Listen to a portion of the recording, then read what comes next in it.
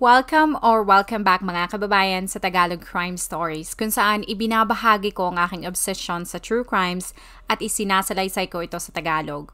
Kung gusto mo ang mga ganitong contents, make sure to subscribe at turn on all the notifications para lagi kang updated sa mga bago kong videos. Kung gusto mo naman na suportahan ang aking channel sa ibang paraan, you may do so by checking these options. Noong Lunes, November 3, 2003, ang 40 taong gulang na si Rob Kissel ay hindi pumasok sa kanyang trabaho. Siya ay isang high-profile investment banker sa Merrill Lynch na nakabase sa Hong Kong.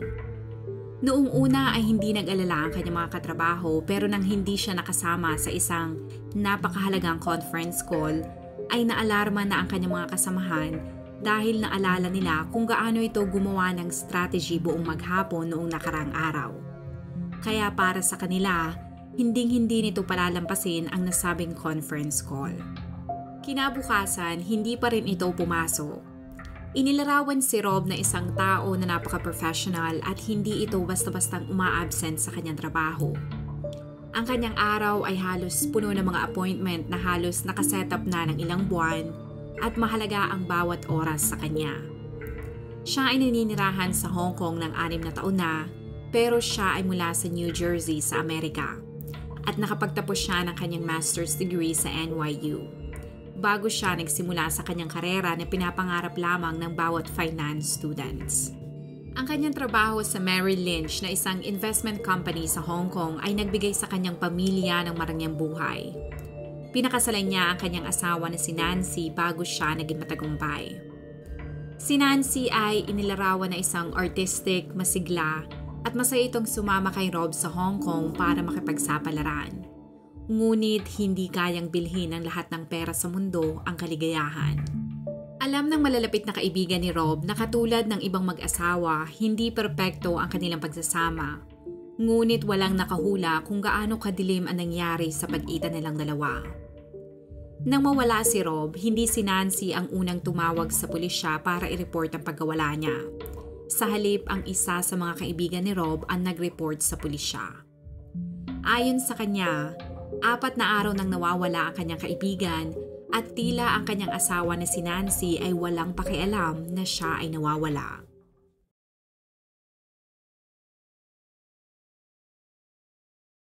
Nagsimula makipag-date si Rob kay Nancy noong 1987 sa New York at hindi nagtagal ay nagdesisyon silang magsama. Si Rob ay nagmula sa isang mapagmahal na pamilya sa New Jersey habang si Nancy naman ay mula sa Michigan. Nagkita sila habang nagbabakasyon sa isang single nude beach resort sa Caribbean. Si Rob ay may 3 kapatid at namuhay ng komportable ang kanilang pamilya dahil sa matagumpay na negosyo ng kanyang ama. Nagkaroon sila ng malaking bahay at nagmamay-ari sila ng mga ari-arian sa Vermont. At nakagawian din nilang magbakasyon ng sama-sama kapag may pagkakataon. Ang mga magulang naman ni Nancy ay naghiwalay nang siya ay maliit pa lamang, kaya palagi siyang nag-iisa. Ngunit nang makilala niya si Rob ay nakadama siya ng kaligtasan at inalagaan siya nito. Noong 1989, pagkatapos ng 2 taon nilang pagsasama, ay nagpasya silang magpakasal. Si Nancy ay may bachelor's degree sa business administration at master's degree sa design. Ngunit nang sila ay makasal, napagtanto niya na gusto niyang suportahan ang pangarap ng kanyang asawa. At para masuportahan ang pangarap ni Rob, nagtrabaho siya sa Caliente Cabco na isang kilalang restaurant habang kumukuha naman ng master's degree sa finance si Rob sa NYU. Sa kanilang pagtutulungan, nakatapos si Rob noong 1991 at nakakuha siya agad ng trabaho sa isang bangko sa New York. Pagkatapos ng 5 taon, lumipat siya sa ibang bangko at ang paglipat na ito ang nagpabago sa buhay nila. Noong 1997, inalok si Rob ng trabaho bilang Vice President ng Goldman Sachs Asian Special Group sa Hong Kong. At kasama ang kanyang asawa at ang kanilang 2 anak, lumipat sila sa Hong Kong. Ang kanilang lifestyle ay nag-iba kumpara sa buhay nila sa New York. Lahat ng kanilang mga anak ay nag-aral sa Hong Kong International School.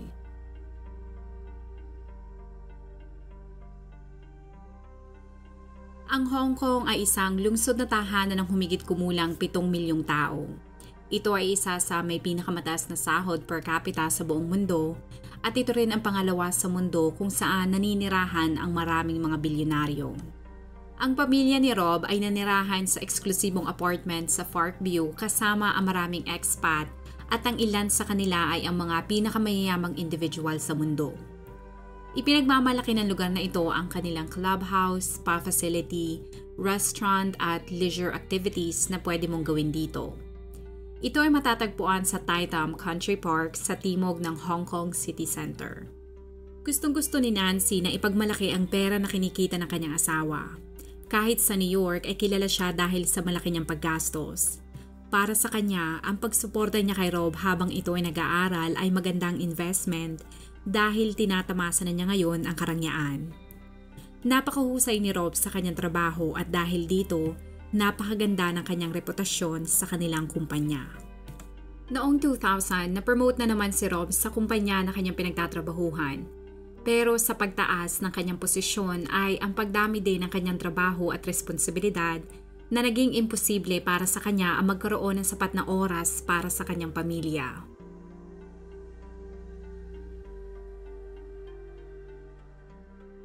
Nang panahon na tinanggap ni Rob ang bagong posisyon ay ipinanganak ni Nancy ang kanilang pangatlong anak.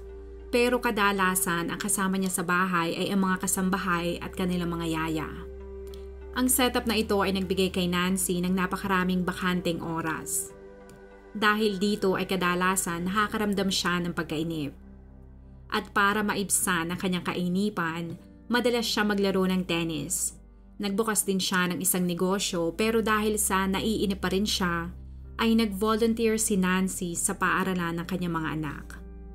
Nang maglaon ay sinabi ni Nancy sa kanyang mga kaibigan na nape-pressure si Rob sa kanyang bagong posisyon kaya nagsimula itong gumamit ng ipinagbabawal na droga para makayanan ang bigat ng trabaho. Dahil sa droga, di umano ay naging kontrolado ito sa kanya. Binabantayan din ito ang kanyang mga gastos at paggamit sa laman niyang credit cards at ito ang naging simula na magulo nilang relasyon.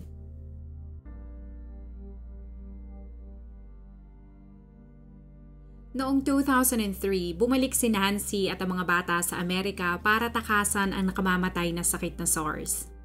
Nanatili sila sa kanilang bahay sa Vermont ng maraming buwan. Isang araw ay bumili ito ng isang home theater system dahil kailangan nila ng kaunting libangan upang magpalipas ng oras. At isang TV repairman ang bumisita sa bahay nila para i-install ang system at dito na nahulog ang loob ni Nancy sa lalaki. Ang kanyang pangalan ay Michael.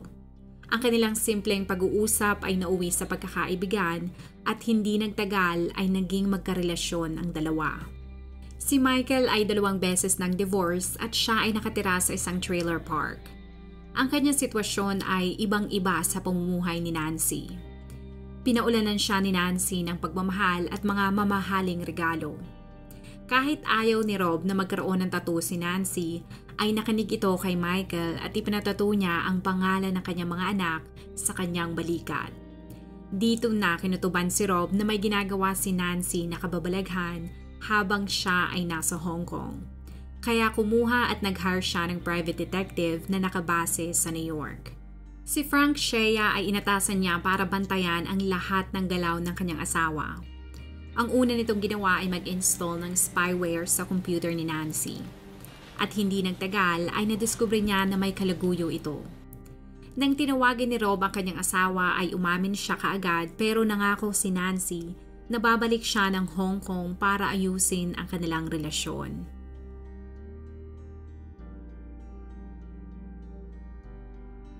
Tulad na napagkasundoan nilang dalawa, bumalik si Nancy sa Hong Kong kasama ang mga bata. Pero ang hindi alam ni Rob ay patuloy pa rin ang pakikipag-usap nito kay Michael. 2 buwan pagkatapos ni Nancy na dumating sa Hong Kong, ay bumalik silang mag-asawa sa New York dahil kailangan ni Rob ng back surgery. Bago ang kanyang operasyon, hiniling ni Rob kay Frank na kanyang private investigator na manmanan ang kanyang asawa habang siya ay nasa operation room. Pagkatapos ng kanyang operasyon ay nalaman niya na si Nancy ay hindi naghintay sa ospital, bagkus ay nakipagkita ito sa kanyang kalaguyo na si Michael sa isang hotel sa Central Park. Ayon kay Frank, nang sabihin niya ito kay Rob ay nanlumo ito, pero umaasa siya na maaayos nila ang kanilang relasyon kapag bumalik silang dalawa sa Hong Kong. Pero ang kanilang pagsasama ay hindi naging maayos dahil si Nancy ay patuloy pa rin ang pakikipagrelasyon kay Michael. Palihim itong bumili ng isang prepaid cellphone para magamit niya sa pakikipag-usap dito.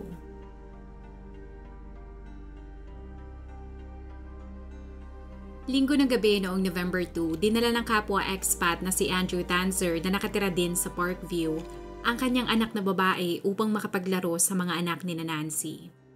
Aalis na sana siya nang ipagtimpla siya nito ng milkshake. Para sa kanya, ang ginawa ni Nancy ay talagang napakaganda dahil ang mga baso ng milkshakes ay dinala at inihatid sa kanila ng 6 na taong gulang na anak ni Rob. Ininom lamang ito ni Andrew ng isang beses dahil nagmamadali siyang umuwi. Naalala niya na ganun din ang ginawa ni Rob. Pagkatapos nito ay nagpaalam na siya sa mag-asawa. Pero ang hindi niya alam ay ito na pala ang huling pagkakataon na makikita niyang buhay ang kanyang kaibigan. Kinabukasan, hindi nagpakita sa trabaho si Rob at pati ang mahalagang conference call na ilang linggo na niyang pinaghahandaan ay hindi niya dinaluhan. Isa sa mga kaibigan niya na si Brianna O'Shea ang nagsabi na baka meron itong problema sa kanyang asawa kaya inisip niya na baka lumipat at kumuha lamang ito ng sarili niyang hotel. Pero nagsimula siya mag-alala nang hindi man lamang ito nasagot sa kanyang mga tawag o text, kaya pinuntahan niya si David No na vice president ng kanilang kumpanya. Pero katulad niya ay wala rin itong natatanggap na mensahe o tawag mula kay Rob. Kaya kahit hindi sila malapit sa asawa nito na si Nancy ay tumawag na sila dito para magtanong kung alam ba nito kung ano ang nangyayari kay Rob. Ayon kay Nancy, umalis lamang saglit si Rob para magpalamig ng ulo dahil meron silang personal na issue mag-asawa. At sinabihan niya ang mga katrabaho at kaibigan ni Rob na tatawag din ito sa kanila. Pero lumipas ang 3 araw ay hindi pa rin ito tumatawag o pumapasok, kaya tumawag na ang mga katrabaho nito sa mga pulis. Pumunta ang mga pulis sa apartment ni Rob kung saan tinanong nila ang kanyang asawang si Nancy. Sinabi nito na wala siyang idea kung nasaan si Rob pero napansin ng pulisya na tila hindi ito nag-aalala. Ang mga pulis ay tiningnan ang loob ng kanilang apartment pero wala silang nakitang senyales ng anumang gulo. Pero sa kanilang kutob ay may masamang nangyari dito. Bago umalis ang mga investigador, sinabi ni Nancy na siya ay nagsampa ng kaso laban sa kanyang asawa dahil di umano ay inatake siya nito dahil tumanggi siyang makipagtalik. In-interview nila ang mga maintenance workers sa Parkview apartment at sinabi ng isa sa kanila na tumawag si Nancy sa kanilang opisina noong nakaraang araw at nagtanong ito kung maaari nilang ilipat ang carpet mula sa kanilang apartment patungong storage area. Ayon sa trabahador ay mabigat ang carpet na kinailangang 4 na lalaki ang magbuhat dito. Isa sa kanila ang nakapansin na amoy tuyo ang carpet, pero nang binanggit nila ito kay Nancy ay hindi ito nagsalita. Agad na nakukuha ng search warrant ang mga pulis at 4 na araw matapos huling makita si Rob, hinalughog nila ang storage space ng mag-asawa. Dito nila natuklasan ang isang nakarolyong oriental carpet na nasa ilalim ng mga kumot at mga unan. Ang carpet ay tinalian ng lubid at tape at mula sa kanilang kinatatayuan ay napansin nila na sa loob ng carpet ay may tila makapal na bagay na nakabalot sa plastic. Sa masusing inspeksyon, nakita nila na ito ay isang naaagnas na katawan ng isang tao. Sa ibabaw ng ulo ay may itim na plastic bag at nang tinanggal nila ang plastic ay tumambad sa kanila ang mukha ni Rob.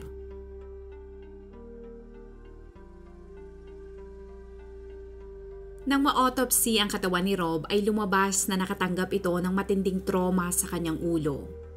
Ayon sa medical examiner, hindi bababa sa 5 beses na siya ay pinalo sa ulo. Lumabas din sa pathology report na ang kanyang tiyan ay naglalaman ng 6 na uri ng gamot at 5 dito ay mga gamot ni Nancy na inireseta sa kanya ng doktor ilang buwan bago ang pagpatay kay Rob. Nang nalaman ng mga investigador na ang kaibigan ni Rob na si Andrew ay bumisita sa kanila noong huling gabi na napaulat na buhay pa ang biktima, kaya in-interview nila ito. Nang makapanayam nila si Andrew ay binanggit nito ang milkshake na kanyang ininom. Sinabi din niya na pagka-uwi niya mula sa bahay ng mga Kissel ay inaantok siya kaya nakatulog siya sa sofa.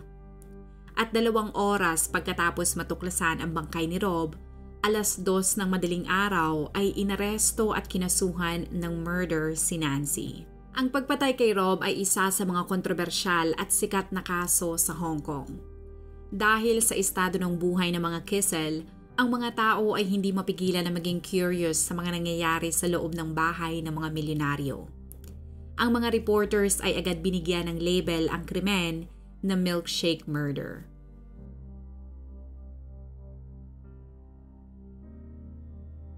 Inamin ni Nancy na siya ang pumatay sa kanyang asawa, ngunit sinabi nito na nagawa lang niya ang krimen dahil ipinagtanggol niya ang kanyang sarili. Inilarawan niya si Rob bilang isang dominante at walang pusong tao. Idinagdag niya na nabubuhay lamang ito para sa kanyang trabaho at upang mapanatili ang kanyang mataas na enerhiya, gumagamit ito ng ipinagbabawal na gamot at alkohol. Ayon sa kanya, nagkaroon sila ng hindi mabilang na pisikal na away at mga pagtatalo. Naghinala din siya na si Rob ay isang bakla at di umano ay nakikipagtalik ito sa mga lalaki sa kanyang mga business trips. Ibinabase niya ito sa mga kilos nito kapag sila ay nagtatalik at isiniwalat niya na isang beses ay nakita niya na nanonood ito ng mga video ng mga lalaking nagtatalik sa kanyang computer. Ang mga aligasyon ni Nancy tungkol kay Rob ay kinumpirma ng computer expert na tumingin sa computer nito. Sa korte ay isiniwalat din ng mga investigador na tiningnan nila ang computer ni Nancy at nakita nila sa search history nito ang mga salitang tulad ng sleeping pills at mga gamot na magdudulot ng atake sa puso. Sa depensa ni Nancy ay sinabi nito na ang dahilan sa kanyang pagsisearch ng mga ito ay para sa kanyang sarili dahil desperado na siyang mamatay dahil sa ginagawa sa kanya ni Rob. Ayon sa records, si Nancy ay pumunta sa iba't ibang ospital para makakuha ng mga prescription drugs para sa painkiller, sedative, sleeping pills, at antidepressants. Tumistigo ang private investigator na binayaran ni Rob. Sinabi ni Frank na pinabantayan ni Rob si Nancy dahil malakas ang kutob nito na nilalason siya ng kanyang asawa gamit ang mga gamot at inilalagay ito sa alak na kanyang iniinom. Pero ayon kay Frank, ang kanyang pamimilit dito na ipatest ang alak ay binaliwala lamang ni Rob dahil hindi siya naniniwala na kaya siyang saktan at gawan ng masama ni Nancy. Si Andrew na dumating sa apartment ni Rob ay tumistigo din at kinilabutan ang mga nakarinig nang isinalaysay nito ang nangyari pagkatapos niyang inumin ang milkshake na ibinigay sa kanya. Ayon dito, humingi siya ng isang basong tubig. Pero nang lumabas ang anak ni Nancy sa kusina, ay meron itong dalang isang baso ng milkshake. Ayon sa kanya, lumabas si Nancy mula sa kitchen at sinabi nito sa kanya na ginawa niya ang milkshake gamit ang secret recipe na inspired ng Halloween. Inilarawan niya na ang milkshake ay matamis at meron itong sahog na saging at mga cookies. Siya at si Rob ay parehas binigyan ng baso pero ang hindi alam ng dalawa ay meron pala itong lamang mga sedatives o gamot na pampakalma.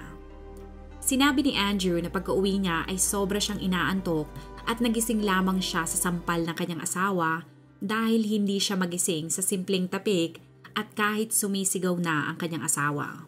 Walang nakakaalam kung ito din ang epekto ng milkshake kay Rob pero ayon sa katrabaho nito na parte ng conference call, halatang pagod at inaantok ang boses nito. Ayon sa prosekusyon, maaaring pagkatapos ni Rob na makatulog ay kumuha si Nancy ng isang figurine na may bigat na 3 kilo at paulit-ulit nitong pinalo sa ulo si Rob.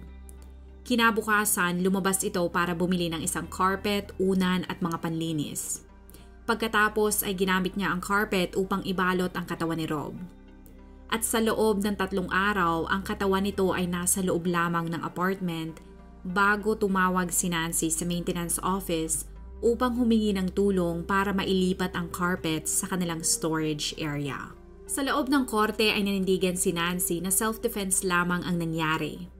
Ang mga tao ay hindi napigilan na mapansin na siya ay hindi mukhang milyonaryo habang nangyayari ang paglilitis dahil nag-iba ang kulay ng kanyang buhok. Siya ay maputla at wala rin siyang anumang bahid ng lipstick o makeup.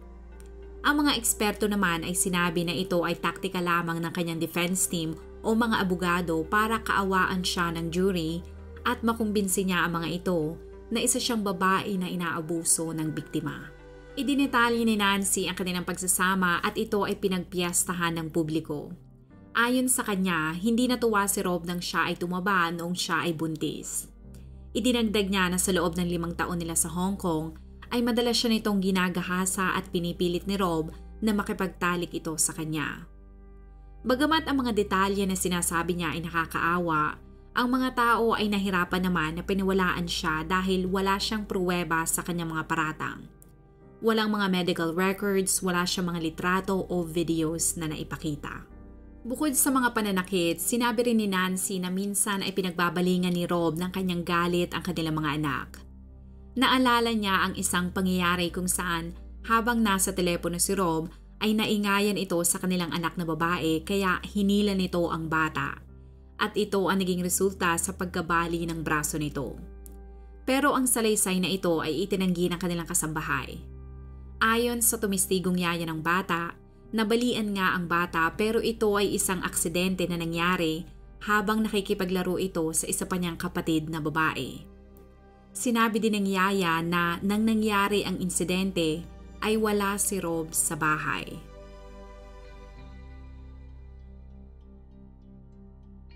Sa witness stand ay inamin ni Nancy na nilalagyan niya nga ng sedatives o pampakalma ang whiskey ni Rob pero para lamang pakalmahin ito.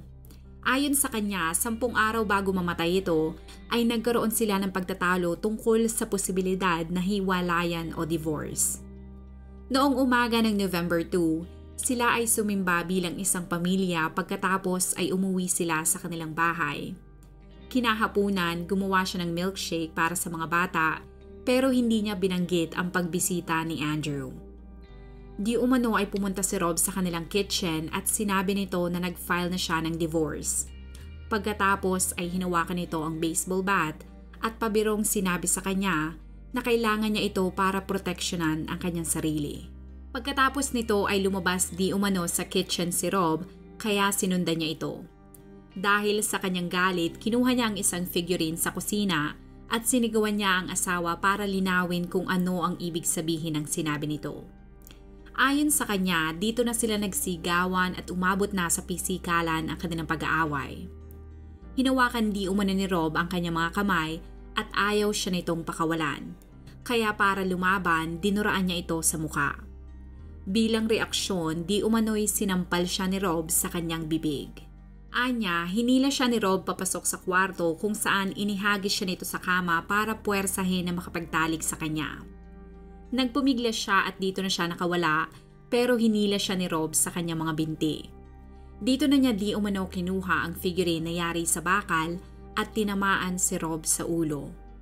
Ayon sa kanya, napasubsob ito sa lakas ng tama at sa gulat niya sa kanyang ginawa, di umano ay inalok niya si Rob ng tulong. Pero sa halip na tanggapin ang kanyang tulong, ay lalo itong nagalit at kinuha nito ang baseball bat at inihampas sa kanya. At di umano'y para protektahan ang kanyang sarili, ay pinalo niya ito sa ulo ng paulit-ulit hanggang wala na siyang naririnig mula dito.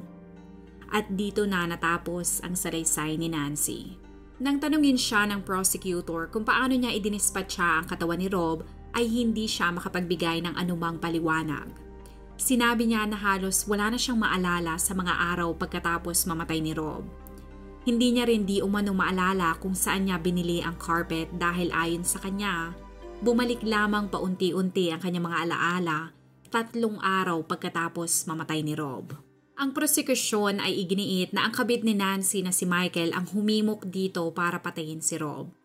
Sinabi nila na ang plano nito ay pagwala na si Rob sa eksena, ay makukuha ni Nancy ang lahat ng ari-arian nito na sa kabuuan ay nagkakahalaga ng $18 million.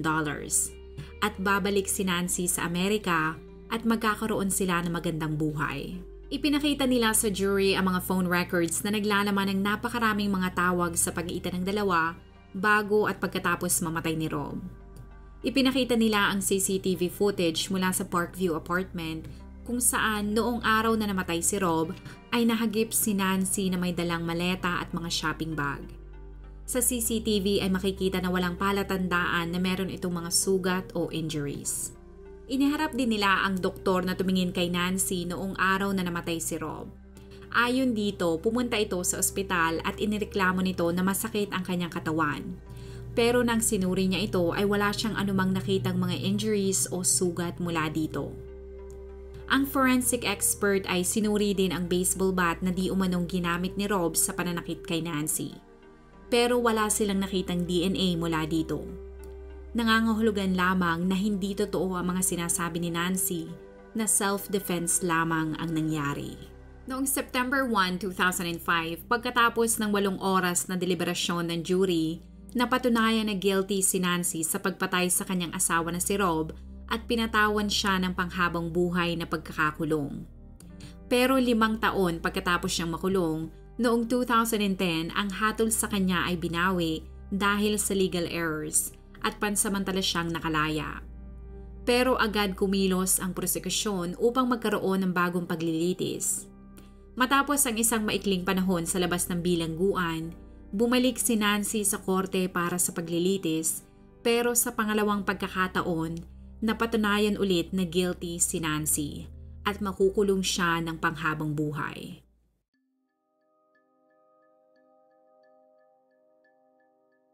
Nakakulong ngayon si Nancy sa Thailam Institute for Women. Wala namang kaso na isinampa sa kanyang kalaguyo na si Michael. Siya ay nag-move on na at pinakasalan ang kanyang pangatlong asawa.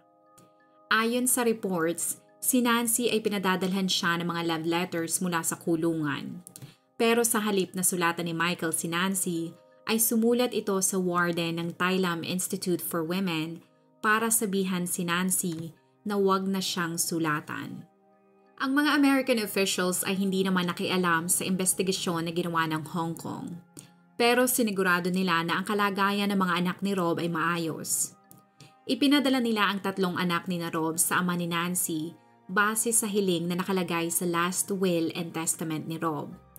Pero dahil sa katandaan ng ama at ina ni Nancy, ay napatunayan na hindi na nila maaalagaan ang mga bata. Kaya inilipat ang custody ng mga ito sa half-brother ni Nancy. Pero hindi nagtagal ay nahirapan ito sa responsibilidad kaya inilipat ang custody ng mga bata sa kapatid ni Rob na si Andrew. Pero lumabas na ginamit lamang pala ni Andrew ang mga bata para sa kanyang pansariling interest. Si Andrew ay namatay naman at magpahanggang ngayon ay hindi pa rin alam ng mga otoridad kung sino ang pumatay sa kanya.